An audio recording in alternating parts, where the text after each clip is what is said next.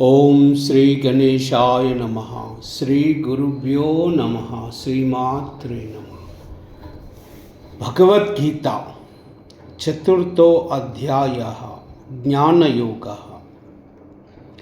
श्री भगवानुवाच इमं विवस्वते योगं प्रोक्तवानहमव्ययम् विवस्वान्मनवे प्राह मनुरिक्ष्वाकवे ब्रवीत्। एवं परम्परा प्राप्तम् इमं राजर्षयो विदुः सकाले नेह महता योगो नष्टः परन्तप। स एवायं मया तेद्य योगः प्रोक्तपुरातनः भक्तोऽसि मे सखा चेति रहस्यम् एतत् उत्तमम्।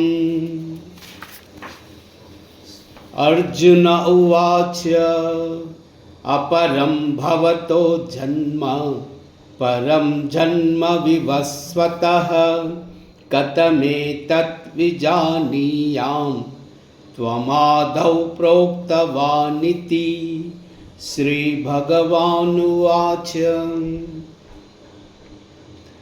बहूनि मे व्यतीतानि जन्मानि तव चार्जुन तान्यहं वेद सर्वाणि न त्वं वेत्थ परन्तप। अजोऽपि सन्नव्ययात्मा भूतानामीश्वरोऽपि सन् प्रकृतिं स्वामधिष्ठाय सम्भवाम्यात्ममायया। यदा यदा हि धर्मस्य ग्लानिर्भवति भारत अभ्युत्थानमधर्मस्य तदात्मानं सृजाम्यहम्। परित्राणाय साधूनां विनाशाय च दुष्कृतां धर्मसंस्थापनार्थाय सम्भवामि युगे युगे।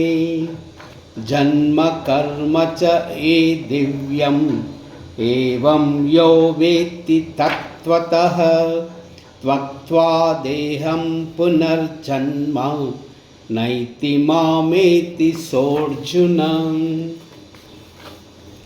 वीतरागभयक्रोधा मन्मया मामुपाश्रिताः बहवो ज्ञानतपसा पूता मद्भावमागताः। ये यथा मां प्रपद्यन्ते तांस्तदैव भजाम्यहं। मम वर्त्तामनुवर्तन्ते मनुष्याः पार्थ सर्वशः काङ्क्षन्तः कर्मणां सिद्धिं यजन्त इह देवताः। क्षिप्रं हि मानुषे लोके सिद्धिर्भवति कर्मजा। ओम श्री कृष्ण परब्रह्मणे नमः। ओम श्री परमात्मने नमः। एतत् सर्वं श्री कृष्णार्पणमस्तु।